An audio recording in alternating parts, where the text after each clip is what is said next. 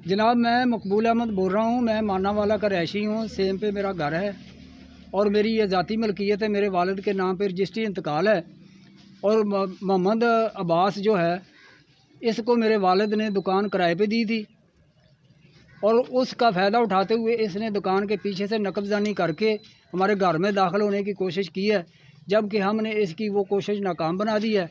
इसका सामान सड़क पे पड़ा हुआ है, वो अंदर रखना चाहता था।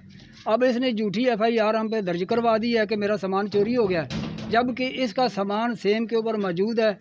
ये मैं हमारे भाई मीडिया वाले इन्होंने भी देखा है, हर चीज़ उसकी मौजूद है। ये सरासर झूठ पे मबनी है।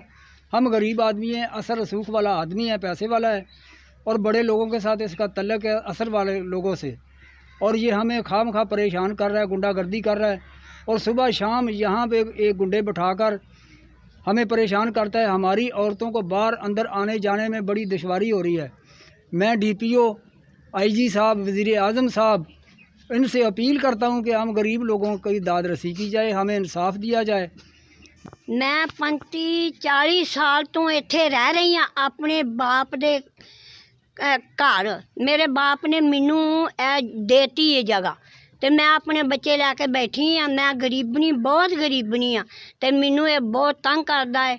जिहड़ा अब्बास है इन्हें मैनू बहुत तंग किया, गुंडागर्दी करता है, बात छड्डदा सेम दे उत्ते जो है गुंडेगर्दी।